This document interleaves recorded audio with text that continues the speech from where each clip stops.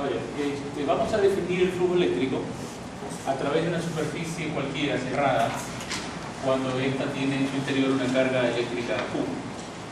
Si queremos medir el flujo que atraviesa esta superficie cerrada, tendríamos que examinar la cantidad de líneas de campo eléctrico que atraviesen esa superficie, multiplicada obviamente por el área de esa superficie.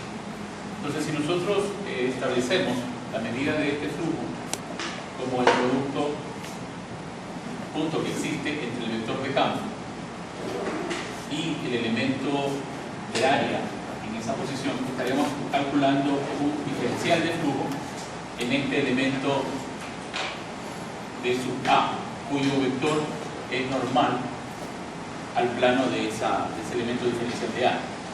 Si entre los vectores de campo E y el elemento de área de A hay un ángulo alfa, entonces este flujo que existe en ese pequeño elemento será naturalmente el producto de E, el diferencial de A y el coseno del ángulo entre esos vectores. Si queremos valorar el flujo de toda la superficie en el proceso de la integración, calcularemos el flujo total integrando E de A coseno del ángulo. Obviamente, si esto es una superficie cerrada, tendríamos que el flujo total entonces quedaría valorada por esta integral de superficie cerrada, E de A coseno de A. Y esto, por supuesto, puede manifestarse en la forma general como el producto escalar o producto punto entre dos vectores, ¿no? Entre el vector de campo y el elemento de A. Suponga que usted tiene que calcular el flujo, sobre una superficie esférica. Entonces, si esto fuese una esfera y alrededor de esta carga Q encierra, trazamos una esfera de radio L. Entonces, ¿cuál será el flujo total sobre esta superficie azul, sobre la superficie esférica de radio L, que contiene dentro de ella una carga Q? Pues bien, de acuerdo a la definición, el vector de campo en cualquier punto de esa superficie tiene siempre la misma intensidad en cualquier parte de esta superficie de radio L. Y por otro lado, el vector normal, asimismo, en ese punto va a ser también perpendicular con la posición de dirección hacia afuera. Entonces, el ángulo entre estos dos vectores sería 0 grados, el ángulo alfa, que mencionamos en el importante. Entonces, siendo 0 grados, tendríamos que en el cálculo del flujo para esta superficie esférica, para la esfera, sería en principio E, el diferencial de A y el coseno de 0 grados. No, 0 grados, repito, porque todos los vectores son paralelos. Entonces, al ser esto una superficie cerrada, enfatizo esto con el símbolo de integral de superficie cerrada. Luego, puedo considerar que al barrer toda la superficie cerrada, por supuesto el campo eléctrico es una constante y puede salir de esta integral, quedando expresada solo esta cantidad de A, ¿de acuerdo? Y esto que por supuesto quedó como 1 factor.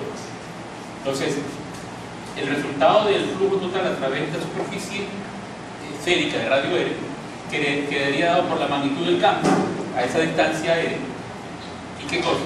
La valoración de la forma geométrica de esta figura, que sería el área de una esfera.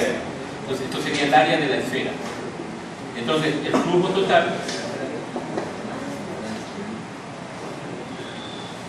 es igual al campo producido por esta carga KQ sobre R al cuadrado para una carga puntual y por supuesto el área de la esfera, que es 4pi por R cuadrado. Vemos entonces que si se simplifica el valor de R cuadrado, vemos que el flujo es independiente del tamaño de la esfera, o sea, del radio de la esfera. O sea, puedo tener el mismo flujo para una esfera de radio R1, para una esfera de radio R2, es decir, no depende del tamaño de la esfera, del radio de la esfera. Por otro lado, si K lo dejo expresado en términos de la permitividad, quedaría entonces la carga encerrada, K, que vale 4pi épsilon, y con este 4pi que está acá en el numerador se simplifica, quedando finalmente expresado que el flujo de la esfera será simplemente la carga sobre la permitividad. Es decir, un primer resultado nos lleva a concluir que el flujo, como no depende de la forma geométrica que tenga esa superficie cerrada, solo depende de qué? De la carga encerrada por esa superficie y del medio, que está dada por la permitividad del espacio, que es epsilon sub 0. ¿De acuerdo? Esa es una primera respuesta a la que llegamos. Entonces, si combinamos con la definición del flujo como el producto punto, podemos inscribir la forma general para el cálculo del flujo, que usted puede tener indicando que, por un lado, puede ser la integral de E punto A, o por otro lado, usted podría determinar, si se tratase de una superficie que encierra una carga, como la superficie encerrada, para diferenciar, porque esto puede ser una superficie abierta y esta otra una que encierra, y en cuyo caso esto será igual la carga que encierra sobre X. Pues a esto último que hemos empezado acá es lo que se conoce como ley de Gauss. Veamos un ejemplo de cálculo de flujo. Por ejemplo, suponga que tenemos una carga Q y a cierta distancia B tenemos una superficie circular. Suponga que esta es una superficie circular cuyo radio es L. Y sobre esta superficie, que es una superficie linearia matemática, queremos medir cuánto es el flujo eléctrico sobre esta superficie debido a esta carga junto al cubo. ¿De acuerdo? ¿Cómo valoramos entonces el flujo eléctrico que las líneas de campo producidas por esta carga puntual penetran en esta superficie? Bueno, hay dos opciones, ¿no? La una, aplicar la definición de producto punto del campo y el área, y la otra, la que acabamos de ver en el ejemplo de acá, es decir, tomar una superficie cerrada, encerrar la carga y determinar que el flujo en esa superficie cerrada es, ¿qué cosa? La carga encerrada sobre epsilon 0. ¿Qué creen ustedes que deberíamos hacer acá? Primero, esto es una superficie abierta. ¿Se dan cuenta? Es una superficie abierta porque no está encerrando la carga. Pero yo podría encerrar esta carga. Entonces, suponga que yo hago la figura acá nuevamente. Tengo la carga Q y tomo la superficie esférica, esta que hicimos en el análisis anterior, que encierra la carga. ¿De acuerdo? Vamos a dibujar mejor nuestra esfera.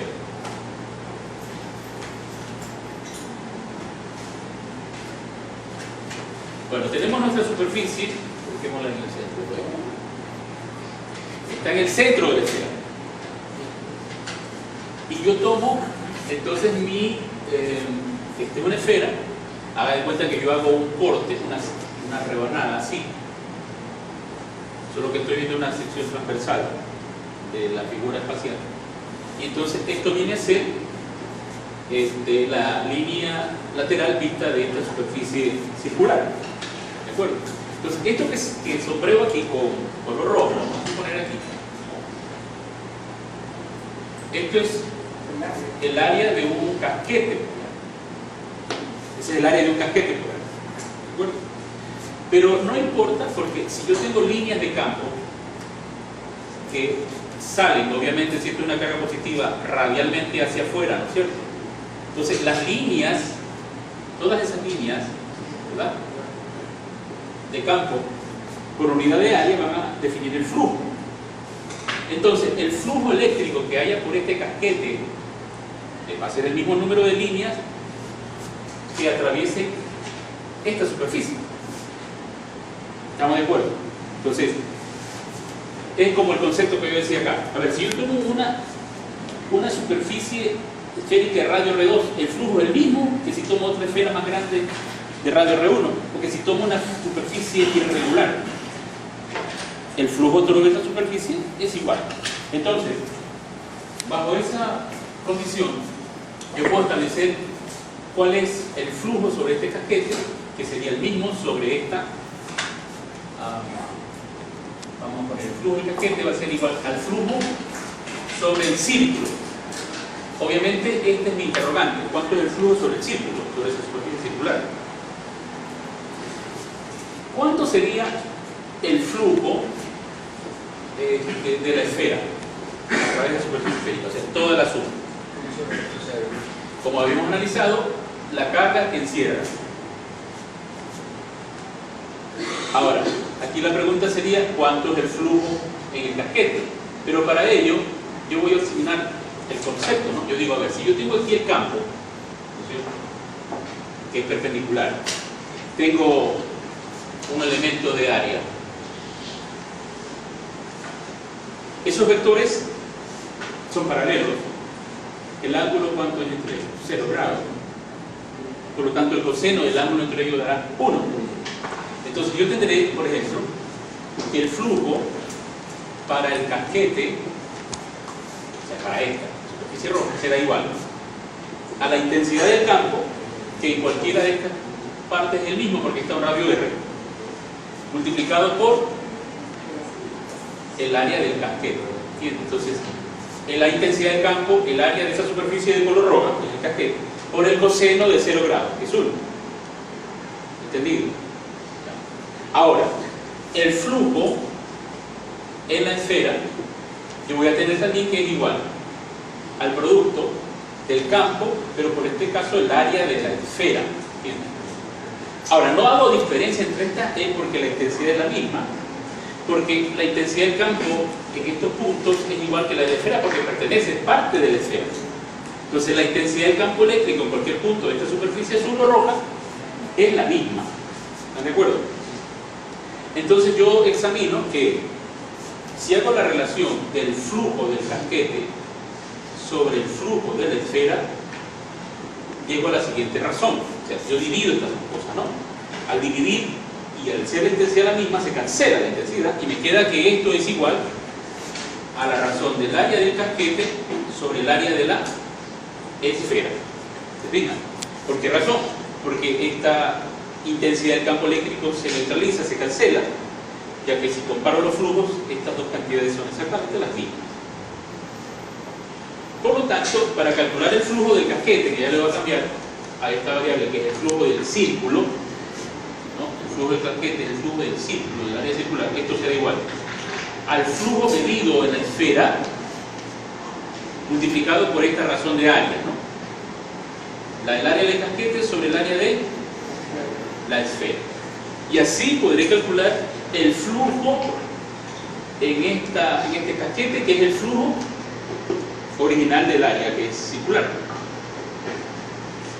Entonces, ahora defino cuál es el área de la esfera. ¿Cuánto es el área de la esfera? El área de la esfera era 4pi por el radio al cuadrado. Y ahora bien, el área de este casquete, veamos la figura de esta manera. Tenemos aquí en el centro la carga. Esta distancia al plano de la superficie circular, que la llamamos B. Desde este punto, esta distancia la llamamos R. Y esto, desde el plano circular hasta el punto máximo, se llama H. Vamos a decir que eso es H, la distancia. Y el área de ese casquete se define como 2pi R por H, donde H es esta distancia y R es el radio de la esfera. Entonces, obviamente, toda esta distancia es R, el radio de la esfera. Por lo tanto, nótese que R, ¿a qué es igual? A B más H. R es la suma de estas dos distancias. Eso es el radio de esta esfera. Por lo tanto, H es igual a R menos B. Eso es H. Entonces, si nosotros hacemos esta razón, o sea, si hacemos la sustitución aquí, ¿no? ¿Qué tenemos? El flujo de la esfera, que ya podemos reemplazar por Q sobre épsilon. Eso era el flujo de la esfera. ¿Qué más? La relación de las áreas, el del casquete, que decimos que es 2pi r h, mientras que la esfera es 4pi r cuadrado. Se simplifica naturalmente el pi, esto queda un medio y una r eliminada. Entonces, quedando que el flujo de esta superficie circular se reduce a la carga sobre la permitividad, ¿qué más? H dividido para R. ¿Qué cosa es H? Es R menos B, eso es H. Entonces sustituimos H y por R menos B, y acá dividido para 2R. ¿Se dan cuenta? Entonces me queda que el flujo es igual a Q sobre 2 épsilon, y acá queda 1 menos B sobre E. Todo esto se define, ¿no? La carga, el medio, la distancia B, pero R no. Pero R, esta R que está aquí, es la raíz cuadrada de B cuadrado más este dato, el radio del círculo. Entonces me quedaría finalmente que el flujo de esa superficie abierta de forma circular aquí es igual Q 2 épsilon 1 menos esta distancia B sobre la raíz cuadrada de B cuadrado más R mayúscula al cuadrado, que es el radio del círculo. Y este flujo es el que nos da la respuesta a las líneas que penetran esta superficie circular. ¿De acuerdo?